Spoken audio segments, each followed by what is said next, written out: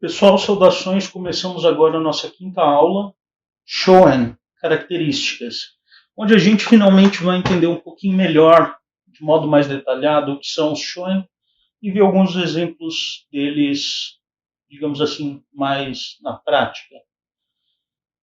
Como eu tinha falado na última aula, os Shoen passaram por imensa resistência pelos séculos 9 a 11 para serem estabelecidos. Mas pelo século XII eles já haviam reestruturado ao longo do século XII completamente o modo como o Japão era administrado, inclusive no domínio público, no Kokugario. Apesar de, naquele momento, eles provavelmente não ocuparem mais do que 40% das terras cultiváveis no Japão, o que já é por si só um número um tanto expressivo, né? No entanto, eles a partir daí vão continuar a se expandir e os shonen vão continuar a proliferar. Pela metade do século XIII, parece que eles ocupavam um pouco mais da metade da área cultivável, excedendo o Kokugario na maioria das províncias, pelo menos. O Kokugario é dividido em Kuni, que a gente traduz para províncias, Kori, que a gente traduz para distritos, Go e Ho, que são dois níveis de vilas administrativas. Eram divisões administrativas, como eu falei, não era uma aldeia orgânica. Por uma aldeia orgânica eu falo, de fato, uma aldeia nuclear ali, com determinado número de casas, onde as pessoas residiam e tinham uma vida comunitária, né? Era, na verdade, a soma de residências que muitas vezes estavam dispersas para a formação dessa aldeia administrativa, para fins de contabilização. Os shonen, muitas vezes, quando eles se estabelecem, eles tomam determinadas divisões do Kokugario. Por exemplo, um shonen pode tomar duas go de uma determinada província, ou coisa parecida. Eu vou mostrar para vocês alguns dos grandes proprietários. E vocês podem ver aqui, a gente tem uma categoria que se chama Nyoin. Essas Nyoin, elas eram enormes proprietárias de terra e eram consortes imperiais. Nyoin era o título, seria o título equivalente ao título de In, de imperador abdicado, seria o equivalente feminino de uma consorte que abdicou da vida pública e entrou muitas vezes para a vida monástica, etc. E elas recebiam enormes portfólios de terra.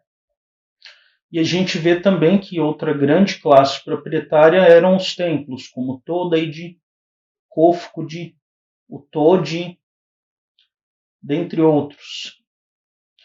E aqui a gente vê alguns ramos da família Fujiwara também, ocupando grandes propriedades. Aqui a gente vê os Konoe e os Kujo, que eram dois dos ramos considerados Sekanke, aqueles ramos que podiam ocupar a posição de regente. No século XIII, a família Fujiwara, os Sekanke, se dividem em 5 famílias. Todos Fujiwara, né? São os Kujo, os Konoe, os Nijo, Takatsukasa e os Ichijo. Existem outros ramos da família Fujiwara que eram importantes e muito ricos também, mas que não eram Sekanke, ou seja, não podiam ocupar a posição de regente imperial, as posições de Seisho e Kampaku. Um deles, por exemplo, que a gente deve ver mais tarde, são os Saionji.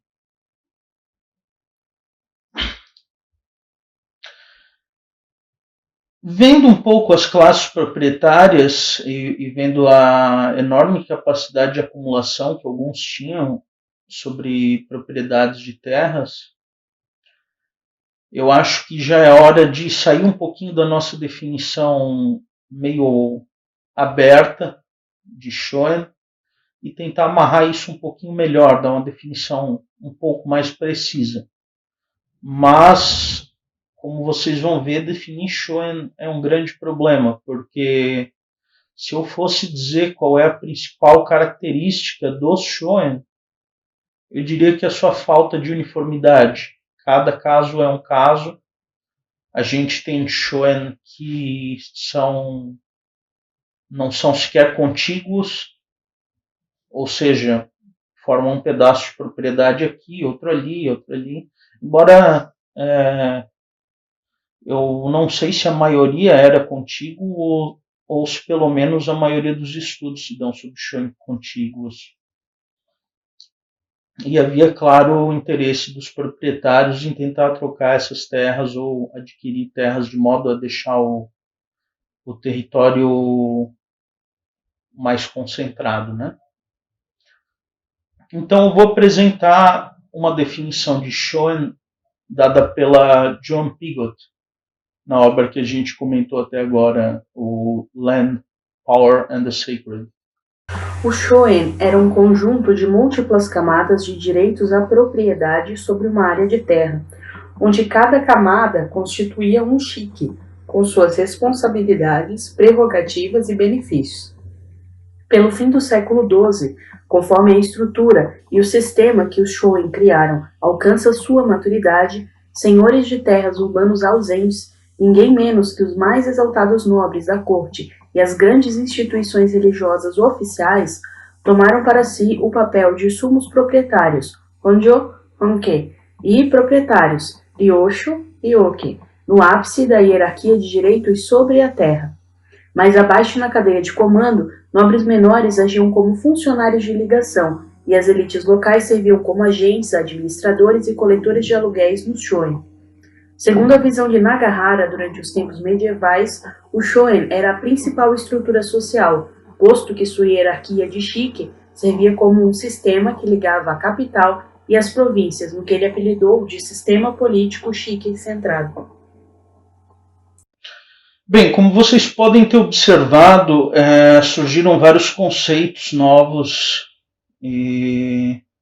mas todos eles estão amarrados ao conceito de shique, que é possivelmente o conceito mais importante que a gente vai ver aqui. No entanto, algumas observações sobre a citação de cima.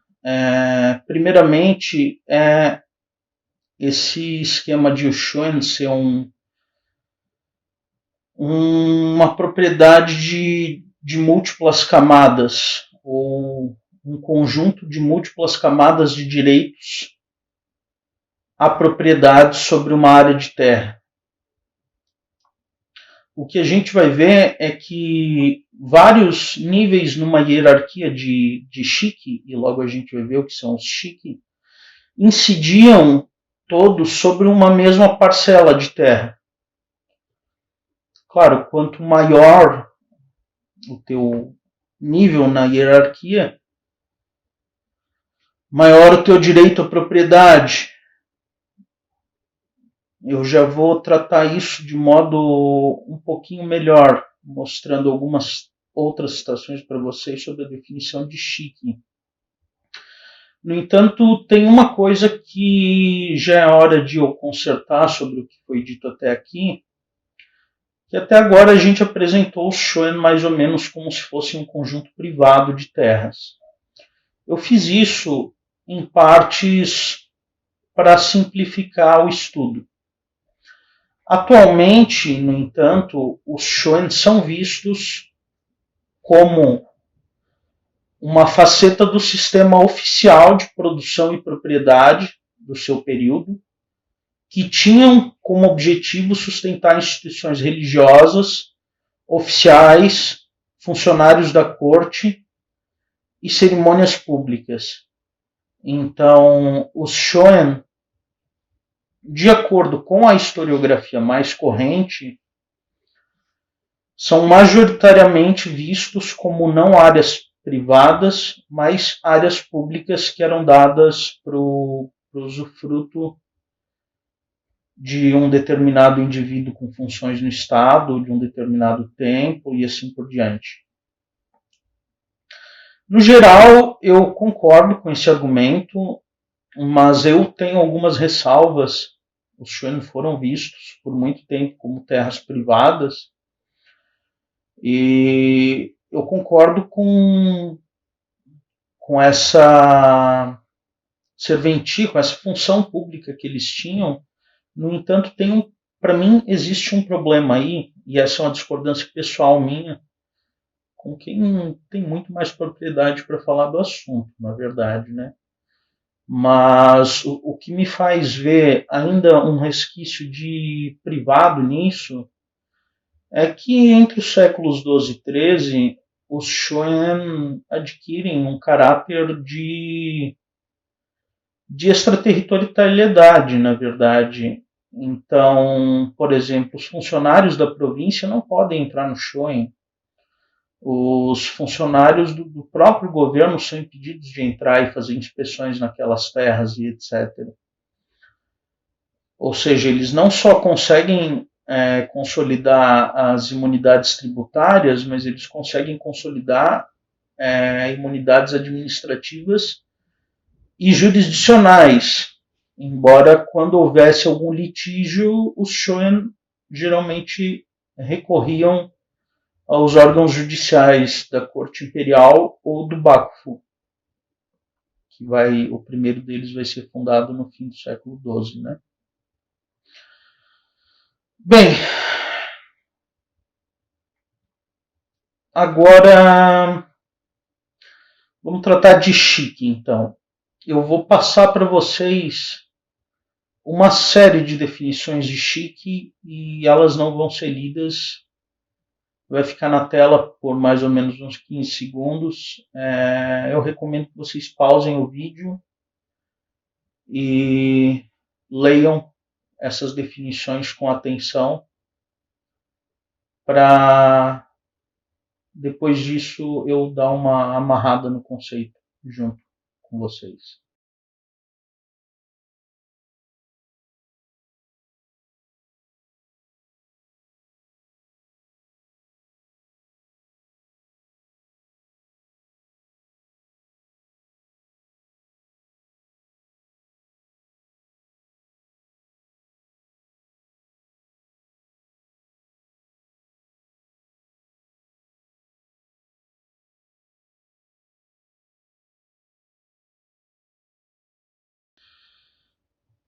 Ok. O que a gente vê é que há diversas definições um tanto diferentes, mas elas trazem em si geralmente o fato de serem de estarem ligados a esse conceito de direitos partilhados e de serem divididos em camadas, né, em estratos, e a própria natureza do shonen em si e do Gario também nesse período é assim. Vamos dar uns exemplos de Shiki, então, para isso ficar mais fácil de se entender. A gente tem acima, no topo da hierarquia dos Shiki, o Honke, ou Honjo Shiki, que é o direito de garantidor da propriedade. Alguns traduzem como sumo proprietário, proprietário supremo, etc. Mas a função oficial do Honke era garantir a validade dessa propriedade, era defendê-la perante o governo provincial na capital. Então, as figuras mais exaltadas possíveis, capazes de dar essa garantia, vão ocupar o Honjo, o Honke Shiki. O Ryoke é geralmente o que a gente traduz para proprietário, por assim dizer. e que também geralmente não residia no local, era ausente, era membro também da aristocracia ou era um templo, e tirava boa parte dos tributos da propriedade, às vezes mais do que o Ronque, às vezes o Ronque era mais uma questão nominal, enquanto o Ryoke era quem geralmente estava lucrando com a propriedade, mas, como eu falei, tudo depende, os shonen variam muito. E daí a gente vê a classe dos shokan, onde a gente tem diversos. E aqui eu dei alguns exemplos, o Azukari Dokoro Shiki, Gesu ou Geshi Shiki, Kumon Shiki, Sotsuibushi Shiki, etc., que era um quadro funcional especializado e que em boa parte era formado por residentes do Shoen, por gente que morava no Shoen e que tinha determinados direitos ali sobre o Shoen, tirava uma parte do excedente, uma parte dos tributos do Shoen para si, às vezes recebendo campos isentos para isso. Os arranjos locais a gente sempre tem que ver caso a caso, mas enfim, era um quadro de funcionários especializados. O Azukari Dokoro e o Zasho, que é o título que mais comumente vai substituir Azukari Dokoro a partir da metade do século XIII, pelo menos, geralmente não eram funcionários residentes, eram funcionários do proprietário, mas que não residiam no Shoen, mas que podiam vir fazer inspeções e etc. Aí a gente tem o Myoshu Shiki, que era o direito a ser um Myoshu, a ter um Myoden e comandar esse Myoden, aquele campo com o nome. E era o direito de coletar os impostos e repassá-los. Também era a responsabilidade de manter esses impostos pagos, né? E abaixo disso a gente tem o Sakute Shiki dos Sakunin, que era o direito de cultivo. Que eu não sei dizer quando se estabeleceu, essa parte fica mais difícil de ver. Em alguns lugares a gente diz que se estabeleceu já pelo século XII e os cultivadores começaram a estabelecer direitos de cultivo um pouco mais permanentes e não ficarem tão, digamos assim, sujeitos a serem removidos ou realocados, etc. Mas, falando de Shoen, é sempre difícil dar estimativas exatas. E invadindo essa hierarquia, a gente tem o Jito Shiki. E abaixo dele o Jito Dai, que eram nomeados pelo Bakufu. Aí cabe fazer uma nota aqui. Antes disso, os Shiki em tese, eles eram um pacote fechado de direitos, tá? Incidindo sobre uma propriedade de terra, como eu falei. Então, recapitulando.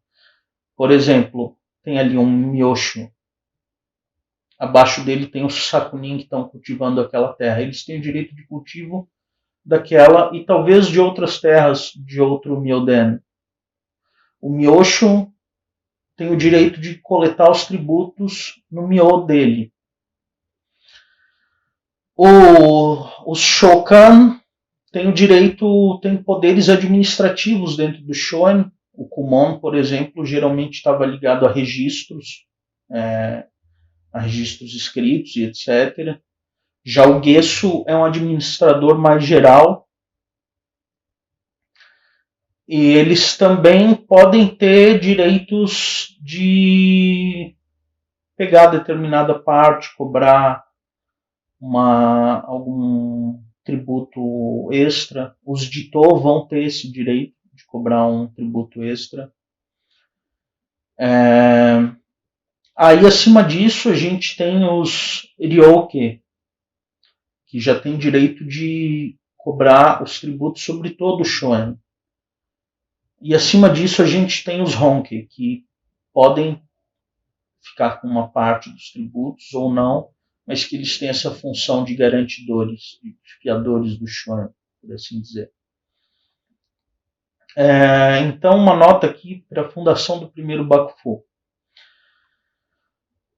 O clã Taira, que era um grande clã militar que atingiu o ápice do poder na corte no século XII, chegou a pegar, na época, o imperador abdicado Go-Shirakawa e botar ele em prisão domiciliar, e eles basicamente monopolizaram o trono. Eles casaram filhas Taira, botaram o neto deles como imperador, o imperador Antoku, etc. Tudo isso gerou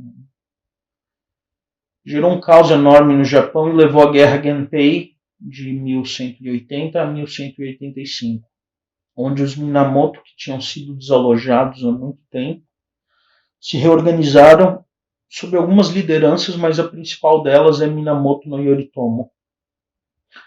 E os Minamoto acabam esmagando os Taira nessa guerra, derrotam os Taira. A guerra, na verdade, não é tão simples assim. A gente tem Taira lutando do lado dos Minamoto, Minamoto lutando do lado dos Taira. Não é uma guerra de Taira contra Minamoto. Muita gente diz que, na verdade, é uma guerra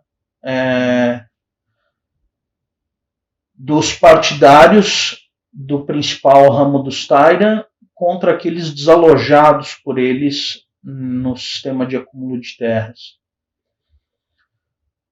Mas, tendo vencido a guerra, o Yoritomo torna-se possivelmente o homem mais poderoso do Japão, e ele funda uma capital no leste, em Kanto, a capital de Kamakura, onde ele funda o seu Bakufu. Depois ele vira Shogun. Mas, na verdade, o que surge a partir daí não é o Shogun mandando no Japão e o imperador sendo fantoche. É uma diarquia onde a corte de Kyoto e o Bakufu de Kamakura, ambos governam o Japão conjuntamente. O balanço de poder ao longo do século XIII vai mudando, e tem duas coisas muito importantes a citar no século XIII, por enquanto. Uma delas é que os Minamoto não demoraram muito para serem desalojados do poder, do órgão que eles mesmos criaram. Quem passa de fato a mandar no Bakufu é a família da esposa do Yoritomo e do sogro do Yoritomo, os Hojo. Não confundir com os Hojo do Sengoku Jidai. Os historiadores, até para não confundir, chamam eles de Go-Hojo, às vezes, que seriam os Hojo posteriores. Mas eles são Hojo também, só que não tem nada a ver com esses Hojo daqui. E eles governam o Bakufu não pelo cargo de Shogun, mas pelo cargo de Shiken, que seria um regente shogunal. Isso a partir do terceiro Shogun. Os três primeiros Shoguns são Minamoto. Na verdade, eles começam o domínio deles antes, mas a partir do terceiro mesmo, o domínio deles é muito maior. Com a morte do terceiro Shogun, o Minamoto Sanetomo, a gente vai ter uma guerra onde o imperador abdicado Gotoba tenta acabar com o Bakufu e retomar o governo imperial direto com um só centro de poder, a Guerra de Okyu de 1221, mas ele é derrotado em um mês. E agora a gente pode voltar para o Jito. O que acontece? Quando a Guerra Genpei acaba em 85 e 86, depois uma outra campanha que o Yoritomo faz contra o irmão e contra um ramo do norte do Japão, os Oshu Fujiwara, em 1189, isso tudo gera redistribuições de terras tomadas pelos lados perdedores, tomadas dos lados perdedores. Então, os Jito, na verdade, os primeiros Jito, eles surgem de dois tipos de propriedades. Na verdade, eles surgem de dois modos. Ou eles eram guerreiros que, quando aderiram ao lado dos Minamoto, pediram por confirmações de terras onde eles supostamente já tinham postos. Então eles ganharam essas confirmações. Eu sou Gesso dessa terra, ok. Então o Bakufu confirmou o cargo dele de Gesso naquele shonen, por exemplo. Ou eles recebem terras tomadas do inimigo depois da guerra, como forma de recompensa pelo serviço militar. A gente pegou tais shonen aqui, só que veja bem, essas terras elas não são dadas em propriedade a ele. Ele recebe o título de Jito. Ele recebe um shiki que fica junto com os shokan, fica na classe funcional, onde ele supostamente tem o dever de administrar a terra para o proprietário, que mora na capital, para o ryoke e para o honke, e tem poderes locais. Alguns que eram Gesso têm o título depois atualizado para Jito. E o Bakufu vai tentar manter o monopólio de Jito e vai tentar não usar outros títulos depois de um tempo. Ele acaba de vez em quando confirmando um Gesso Shiki ou coisa assim, mas a maioria dos títulos que o Bakufu dá dentro dos shonen é de Jito. E o Jito era um funcionário cujas atribuições variavam de shonen para shonen, dependendo das prerrogativas que o Gesso Shiki geralmente tinha. Enfim, no Japão, essas coisas eram sempre decididas por precedentes locais, o que a gente chama de direito consuetudinário, né? Então, o costume do local é que iria determinar o que ele podia e o que ele não podia ali dentro. Então a gente tem um quadro muito incômodo aqui, onde o Bakufu precisa recompensar seus guerreiros, e ele faz isso dando um shiki sobre a terra de um terceiro. Então esse Jito passa a ser um funcionário do Bakufu, ao mesmo tempo que não deixa de ser um funcionário do proprietário do shonen. Porque ele está ali, teoricamente, com a função de administrar. Na verdade, alguns Jito ganham tantos Jito Shiki que eles nem vão para os shonen, onde eles supostamente deveriam administrar. Mesmo quando eles ganham poucos Jito Shiki, ainda assim, algumas vezes eles mandam um Jitodai, que seria um delegado do Jito, um oficial do Jito, representante dele. Depois da Guerra de Okyo, por exemplo, a gente vê mais de 3.000 nomeações de Jito, sendo que 300 delas eram para membros da família Hojo. As redistribuições da Guerra de Okyo, que, como eu falei, se deu em 1221, vão até 1250, mais ou menos.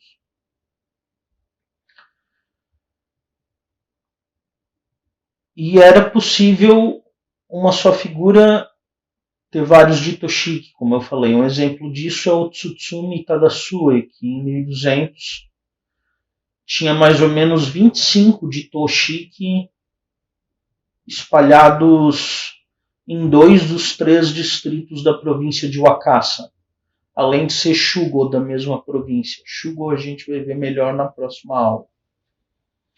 Ele era um filho da ama de leite do Yoritomo. As amas de leite eram muito importantes nesse período, eram figuras de grande influência política. E Jito não precisava necessariamente ser apontado para um shonen. Essa é outra questão. Ele podia ser apontado para o Kokugariô. Ele podia ser o Jito de um Go, ou de um Ho, ou às vezes de um Kori. Ou ele podia ser Jito de um santuário, ou de outras coisas menos geográficas, digamos assim. Então variava muito.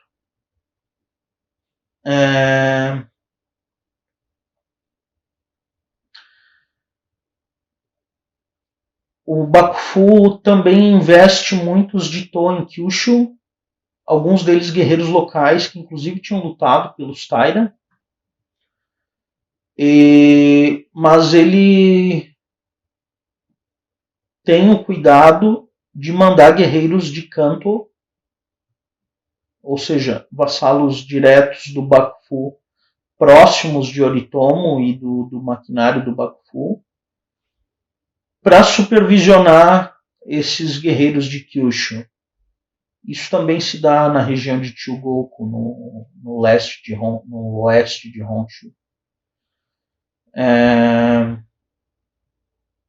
Por exemplo, mais de 90 vassalos de Kanto ganharam posto de Jito em Kyushu. E em Kyushu surge o Sou-Jito, que seria um supra-Jito, um Jito acima de outros Jito, para supervisioná-los, historicamente. Muitos desses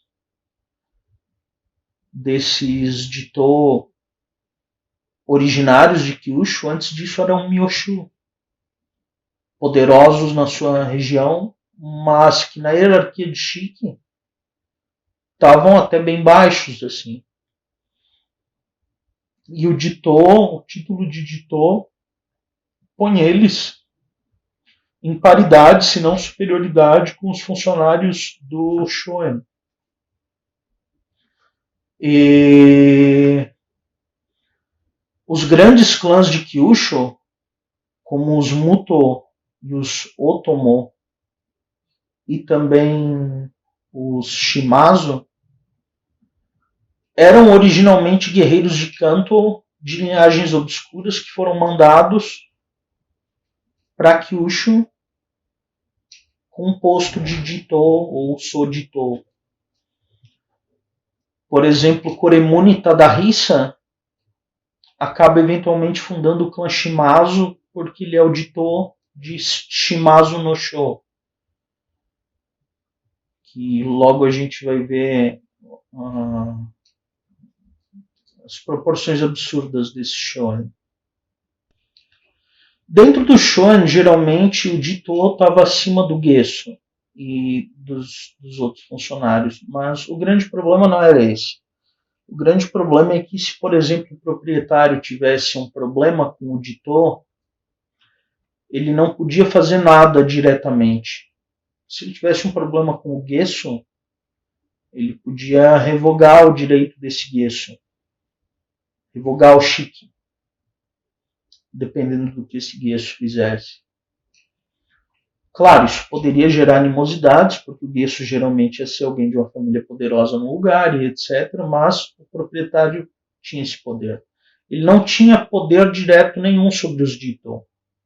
Ele tinha que recorrer às cortes do Bakufu para o Bakufu fazer isso. E, bem, deu para ver que no século XIII o negócio virou uma bagunça, né?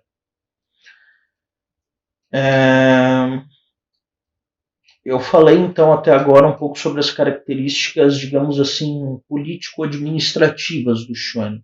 Agora sobre as características geográficas.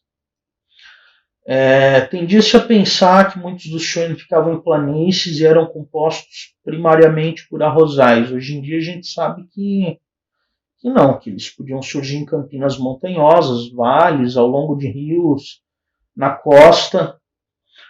E a gente sabe também que o cultivo de arroz às vezes tinha uma importância demasiada aos olhos do proprietário, mas que todo shonen era composto também por muitos campos de agricultura seca Alguns proprietários tributavam isso.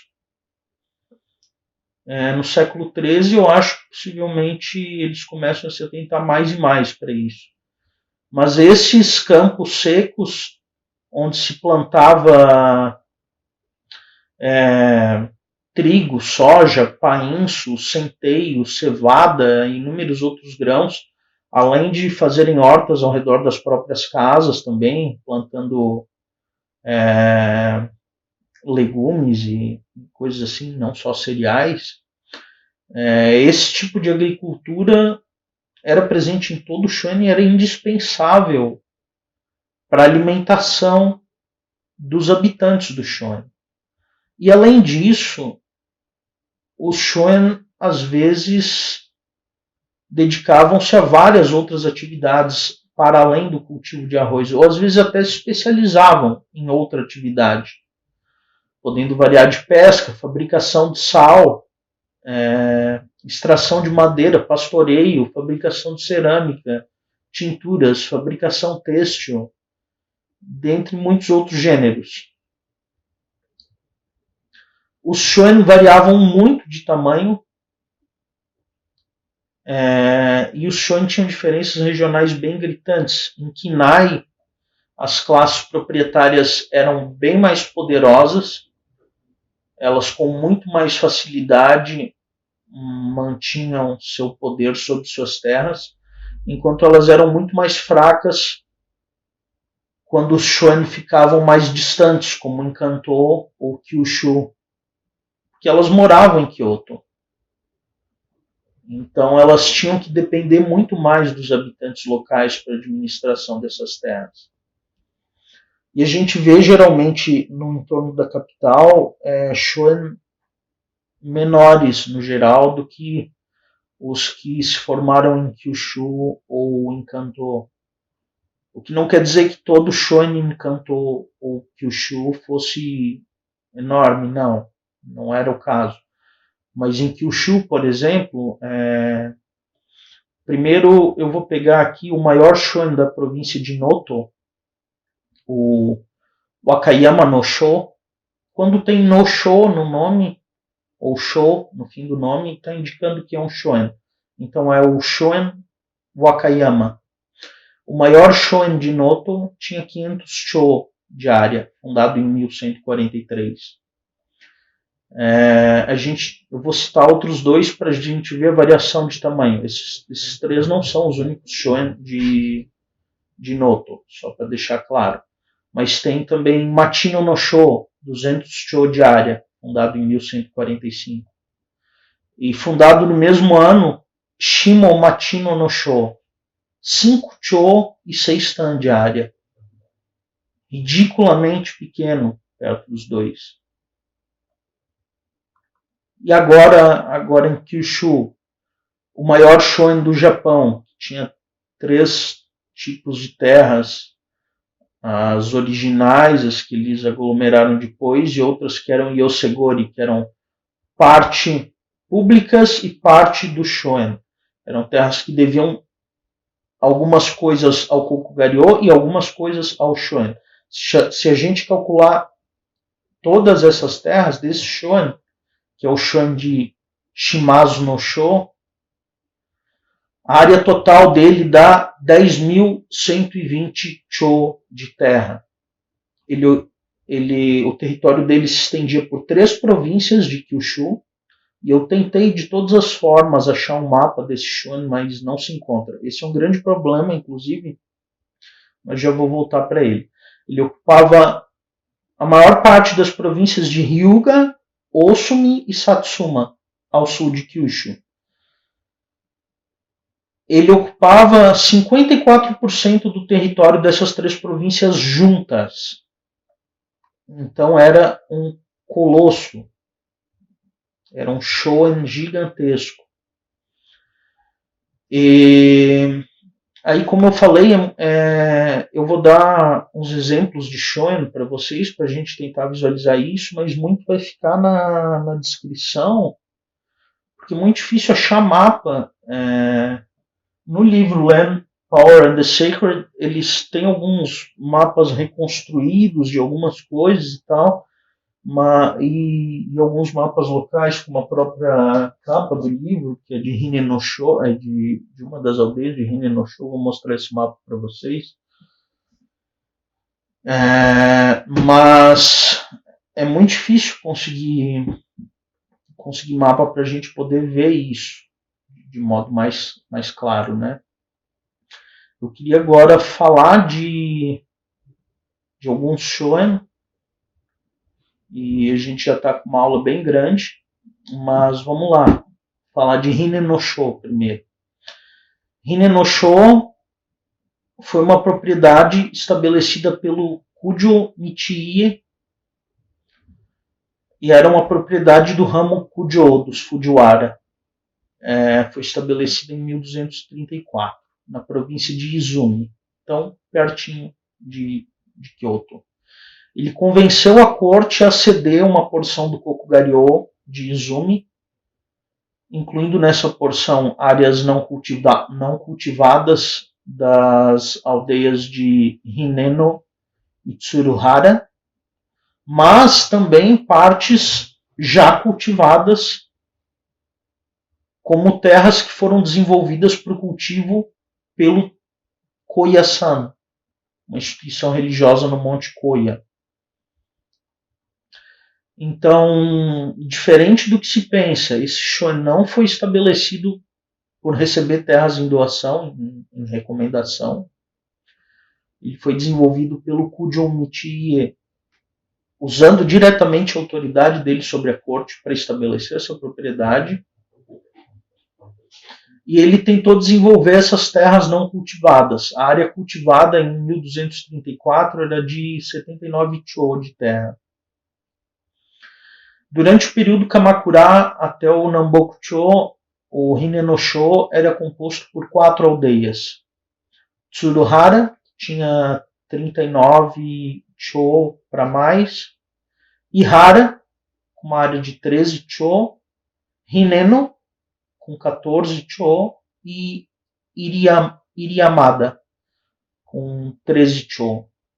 Nessas 4 aldeias, que eram essas aldeias administrativas, ficavam pequenos vilarejos, pequenos povoados. Em Hineno e Ihara tinha mais de 163 chō não cultivados de terra. Em 1310, os Kujo mandam escavar reservatórios e canais, formando arrozais e tentando encorajar cultivadores a se assentarem no local.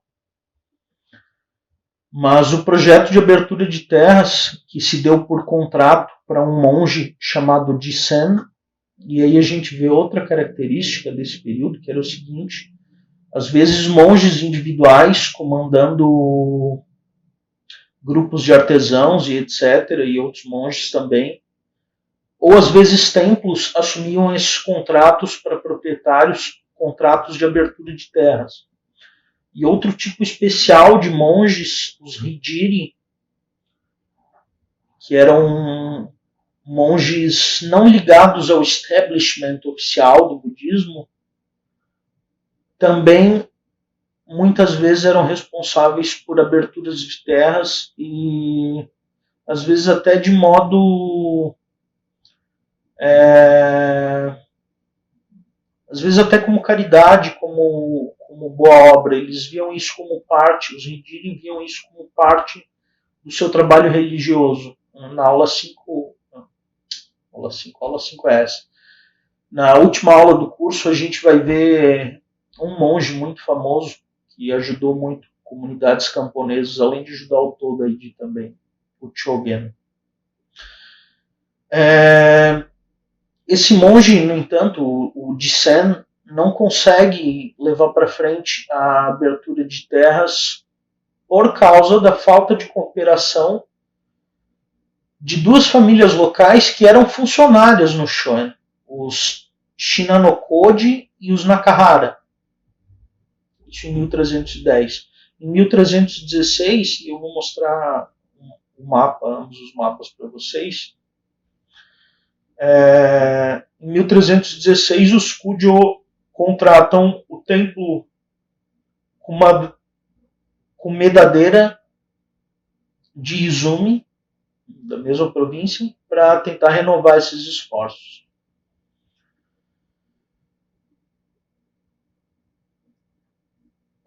Sob a supervisão da família Shinano-Koji, tinha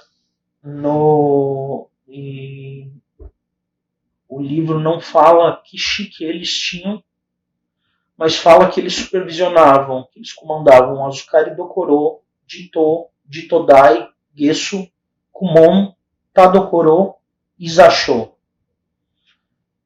Azukari Dokoro e Zasho juntos é algo bem difícil, porque geralmente no século XIII eles eram interpretados como tendo a mesma função. Zasho, inclusive, vira meio que um novo termo para se referir a Azukari Dokoro, que vai passando a assumir os documentos, ao menos de acordo com Jeffrey Mass. Tadokoro era um tipo de funcionário ligado a provavelmente fazer registros das terras e inspeções das terras. E com o tempo, os Nakahara, que depois viraram Hineno, eles assumiram o sobrenome da aldeia. E vocês podem ver que é muito comum os sobrenomes que as famílias passam a assumir depois de um tempo. É o da aldeia ou do Shoen, como é o caso dos Shimazu, e assim por diante. Eles detinham os postos de Azukari Dokoro e Zasho, e eles foram se fortalecendo ao longo do século XIII. Parece que eles estavam mais ou menos em pé de igualdade com os Shinano-Koji pelo fim do período Kamakura. E tinham outros grupos que habitavam Hinenosho, como grupos de Jinin. A gente vai ver na última aula também um pouco sobre esses outros grupos, que serviam às vezes a outros mestres, como o Santuário Kasuga e o Templo Kofukuji. Os Kugonin, também vendedores que supriam a corte com peixes e frutos do mar, de terras costeiras. E esses grupos que serviam a outros mestres também serviam aos proprietários do Shoen. E parte deles habitava ali em Hinenosho. E eles estavam envolvidos na circulação de bens por ali. E os Kujo também controlavam outros grupos de serviço, como os Obantoneri, alguns deles residindo em Hinenosho, que eram responsáveis por prestar vários tipos de serviços à família, diretamente. O monge Banna, do Koyasan, tinha tentado reclamar para o cultivo as terras de Hineno em 1205, uns cerca de 30 anos antes da fundação do Shoen, mas ele foi impedido pelo templo Zenkoji e por um Shoen vizinho, o Nagataki Sho, ambos posse da família regental. Possivelmente nessa época sob o comando dos Konoe, em 1205, porque os Konoe que detinham o posto de regentes. Esse monge Banna, que em 1205 tentou abrir Hineno para o cultivo, foi responsável por fazer um registro detalhado das terras de um outro Shoen, sobre o qual eu vou falar, que era propriedade do Koyasan. Ele fez esse relatório no ano de 1190. Bem, o Otanosho ficava na província de Bingo, próximo do rio Ashida, que corre para o mar interior do Japão. foi doado por um tal de Tatibana, a gente só tem o sobrenome Tatibana, não tem o nome da figura, que era um Gundi, ou seja, um chefe distrital, a Taira Shigehira, filho do Taira Kiyomori, do principal Taira, que acabou botando Go Shirakawa em prisão domiciliar depois e tudo mais. Isso no ano de 1166, durante a subida dos Taira ao poder, quando eles estavam subindo. E o Shigehira doa essa propriedade ao Go Shirakawa, que se torna o Honjo, enquanto Shigehira se torna o Azukari Dokoro. Mas nesse caso, e aí a gente vê de novo a necessidade de saber das especificidades de cada shonen, nesse caso o Azukari Dokoro equivalia a Serioke, a seu proprietário. O tal do Tatibana, que originalmente doou a terra, virou o Geshi. Depois da Guerra Genpei, o Go Shirakawa dá essa propriedade ao Koyasan, que passa a assumir a função de Honke. Provavelmente por cerca de 1190, mais ou menos. E o que a gente vê no registro do monge Bana? Uma área de 613 cho, dividida em duas go, que eram Otakata e Kuwabarakata, e além disso, outros bolsões de terras cultiváveis espalhados para fora dessas duas grandes aldeias. Aí a gente vê que tinham quatro tipos de campos: os Kamotsuden, Kujimyoden e Zojimen. E os Joden. Eu vou explicar cada um deles conforme a gente vai vendo. A área total, que se chama de Shokan-myo, ou seja, os myo dados aos shokan, aos oficiais do shoen, equivalia a 70 cho. Eles eram do tipo de campo Zojimen, ou seja, pagava o Nengu, mas não pagava o Kuji, os outros tributos. Ali a gente tem vários Geshi-myo, vou botar na tela, alguns Kumon-myo também, espalhados por várias aldeias, porque dentro das aldeias de Ota e Kuwabara haviam várias outras aldeias. E tanto em Otakata quanto em Kuwabarakata tinha um Tsuibushi-myo e um Tadokoro-myo, com área de 1 cho.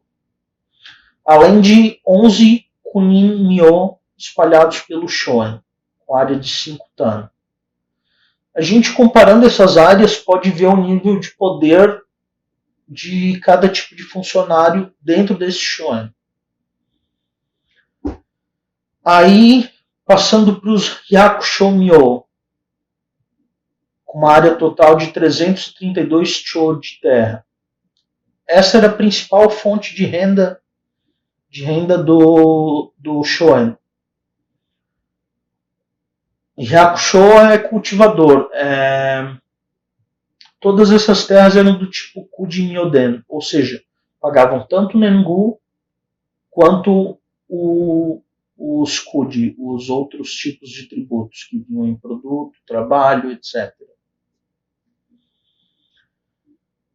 E é uma área total de 332 cho. Aí tem os Muramura Besakuden, que eram campos isolados e separados ao longo de todo o shoen. Área total de 116 cho. Eles eram campos em vales e regiões montanhosas que ainda estavam se consolidando e ainda não tinham entrado para o sistema de Myo. E eles eram considerados Zojimen, ou ou seja, campos isentos dos Kudi, dos tributos extras, só pagavam Nengu. Por quê? Muito provavelmente porque o proprietário considerava que o fato de os camponeses ali estarem trazendo essas terras dificultosas para o cultivo já era merecedor de uma isenção nesse tributo. Então era meio que um incentivo para que eles continuassem esse trabalho de abertura e expansão da área total cultivável. Tudo que está sendo falado aqui aparentemente fala só de terras de arroz no registro do Bana. Com certeza tinha campos secos, mas não fica claro. Parece que ele está falando só dos arrozais mesmo. Eu não sei se era por interesse do proprietário ou o que ocorria. Aí a gente tem os Tsukada, que equivalia a uma área total de 12 cho, onde os cultivadores recebiam alimentos e sementes, mas pagavam tributos bem mais altos. Normalmente, o Nengu girava, por essa época, em torno de 3 a 4 to de arroz por tan de terra, sendo um to 7,2 litros. Nesse Tsukada, o Nengu era cobrado na proporção de 1 koku por tan de terra. 1 koku equivalia a 10 to. Se a gente lembrar que, pelo menos pelo século X, provavelmente aqui a situação tivesse melhorado um pouquinho, mas ainda assim a gente pode tomar ali como uma média de que numa colheita usual um tan rendia 35 to, ou seja, 3 koku e meio, 3 koku e 5 to. A gente vai ver que eram tributos bem altos, né? Essas terras elas mantinham um caráter de terras exploradas diretamente pelo proprietário, por isso elas tinham tributos tão altos. E aí a gente tem os Joden, que eram terras isentas de qualquer tipo de tributação, inclusive Nengu. E elas serviam para fins diversos, manutenção do sistema de irrigação, ia lá e designava um certo número de campos cujos rendimentos iriam para aquilo. Manutenção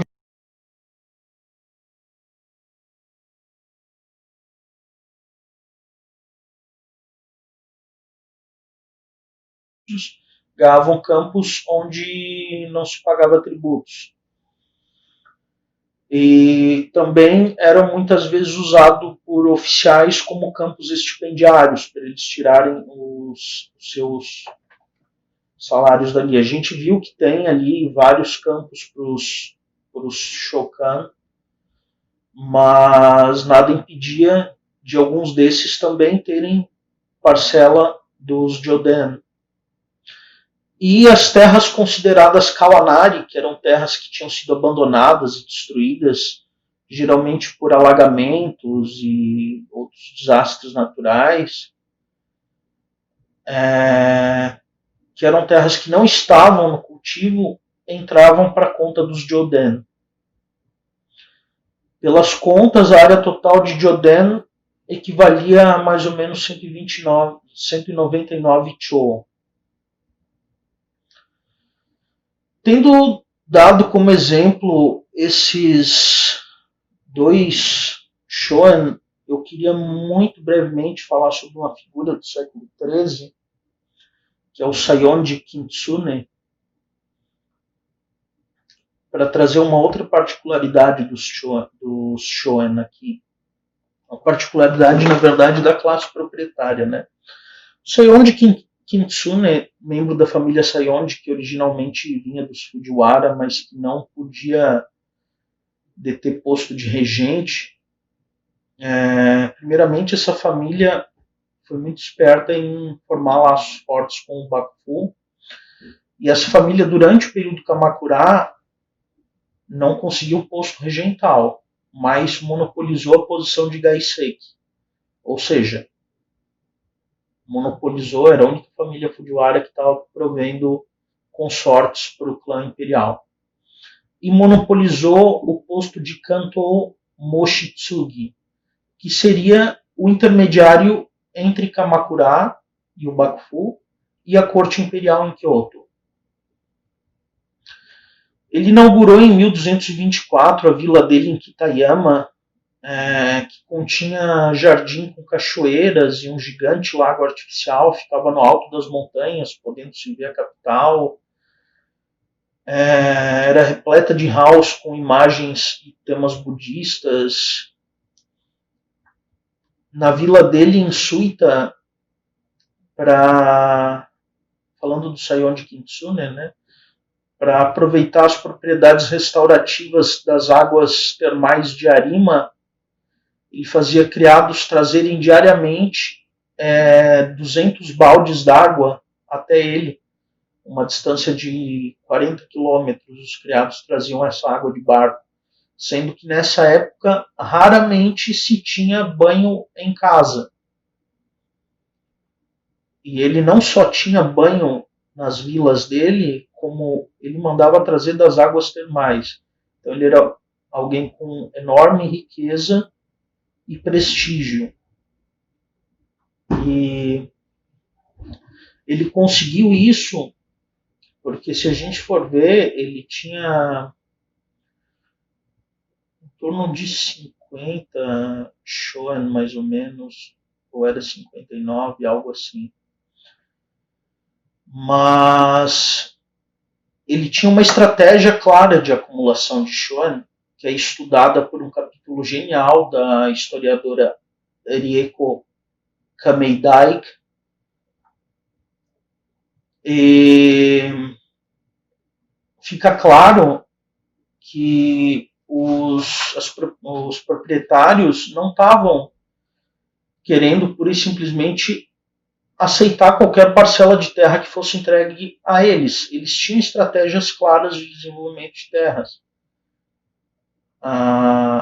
Então, Rieko Kameidake aqui ajuda a gente a enxergar isso, que os shoen às vezes precisam ser vistos de cima, como um conjunto acumulado pelos proprietários, e não só individualmente, porque ele, por exemplo, fez uma luta enorme para conseguir um shoen de Uwa, na província de Iyo, se eu não me engano, e ele acumulava algumas propriedades que, se isoladas, podiam parecer não valer o esforço que ele estava fazendo para acumulá-las. No entanto, se a gente for ver, o que ele estava tentando fazer, e o que ele fez muito habilmente, era dominar todo esse circuito do mar interior do Japão.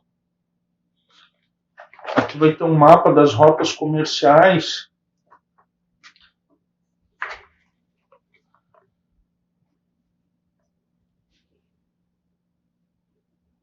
Então, esse traço em preto são as rotas comerciais, e ele acumulava esses shoen na costa, que inclusive tinham rotas de contato com a China, e ele fazia comércio com a China ao ponto de, por exemplo, trazer de lá animais exóticos numa época que isso estava virando moda no Japão, como muito possivelmente um papagaio, porque fala uma ave que fala.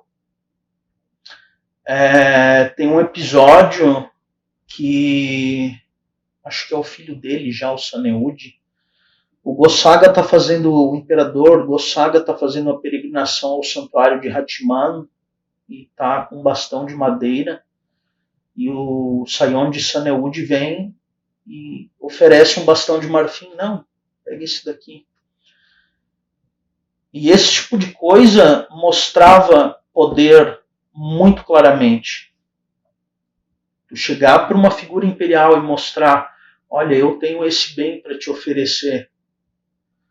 Criava uma ligação e estabelecia relações de poder muito claras. E, então ele estabeleceu toda uma estratégia de controle de regiões costeiras para fazer os bens virem desde o comércio continental da China até a capital e até as suas inúmeras vilas. E além disso, ele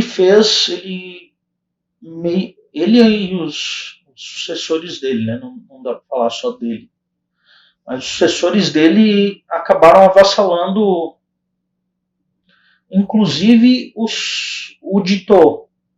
O Kobayakawa Shigehira torna-se vassalo do Sayonji por volta de 1240 e forma uma relação muito forte com a família, por exemplo.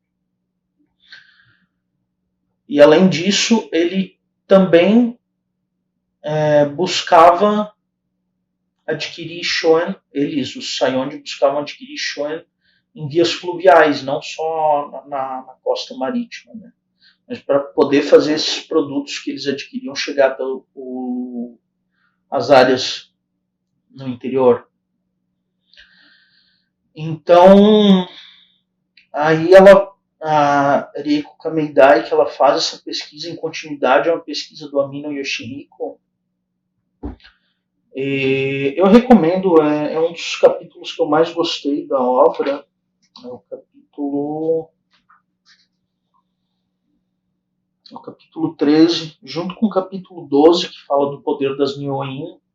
São capítulos que mudam muito a visão da coisa, partem para um ponto mais macro. Ela traz uma citação do Amino Yoshihiko, que é: os proprietários de shoen não ficavam ociosamente esperando por doações de terras de modo a coletá-las. Eles tinham, cada um, sua própria bruta assertividade e competiam uns com os outros para obter shoen ou terras públicas em várias províncias baseadas nas suas próprias estratégias.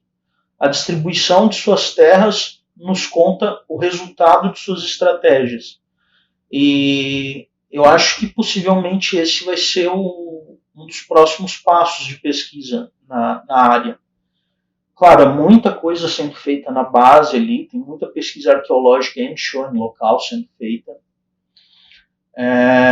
Mas essa visão do macro é bem pouco explorada. Ela é explorada em alguns shoen que eram propriedades de templos ou shoen imperiais. E eu acho que muitas pesquisas devem se encaminhar para estudar esses networks de shoen de um mesmo proprietário. Eu queria terminar essa aula dizendo, inclusive, que fazendo incentivo a vocês, porque eu precisei desse mapa para mostrar, e eu procurei a Rieko Kameidai no academia.edu, achei, enviei uma mensagem para ela. Ela disse que infelizmente ela não tinha um mapa digitalizado e recomendou que eu procurasse a editora, inclusive mandando a mensagem dela, autorizando a usar e tudo mais. Por questão de tempo não deu para fazer isso, né? Mostrar assim mesmo. Mas assim, ela e o Thomas Conlan e tantos outros estão no academia.edu e a gente pensa, nossa, essas figuras que estão publicando aqui pela Hawaii University Press ou Columbia University Press ou tantas outras editoras universitárias ultra prestigiosas, a gente pensa, não, eles nunca vão responder, etc. Mas na verdade são figuras super solícitas muitas vezes. Então, se vocês estão pesquisando a área, saibam que os pesquisadores, os grandões que estão lá em cima, que estão escrevendo capítulos e livros e lançando internacionalmente ao redor do mundo inteiro, muitos deles estão na internet e se vocês não acharem no academia.edu, vocês vão achar a página deles na universidade na qual eles trabalham, vai ter o e-mail lá. E estão acessíveis para o contato. Então, se a gente quer expandir esse campo no Brasil, a gente pode contar que tem muita gente extremamente solícita lá no topo da cadeia, super disposta a responder e ajudar e levar isso para frente, ajudar lugares onde a área não é tão desenvolvida e só trocar mesmo ideia em termos de colegas de uma mesma área de estudos. Então, eu recomendo vocês, por um acaso, estiverem pesquisando algo numa dessas áreas, ou se forem de áreas completamente diferentes, não tenham medo, procurem os grandes autores das áreas de vocês e procurem eles nessas redes sociais mais especializadas. Claro, por favor, não vão mandar solicitação no Facebook deles ou coisa assim. Mas procurem o contato deles se precisarem de algo e falem, busquem. Ou às vezes mandem um e-mail e falem, nossa, gostei muito do seu livro. Você vai lançar alguma coisa nova? Tem alguma recomendação sobre algo? Não tenham medo de fazer esse contato. São pessoas muito mais acessíveis do que a gente pode pensar, por estar vendo ali o título numa grande obra em inglês. Não, são completamente acessíveis. A aula foi bem longa. Eu espero que tenha dado para entender um pouquinho melhor a coisa. Porque na próxima aula a gente vai entrar num outro assunto, que são conflitos e disputas nos Shonen e fora deles, às vezes envolvendo-os, às vezes não. Então a gente vai discutir conflitos dos Gesso com os Jitô, com os proprietários, dos Jitô com os proprietários, dos Shugo e o papel de cada um deles e como isso tudo se deu no século XIII. Vejo vocês lá e parabéns por terem aguentado até aqui. Muito obrigado.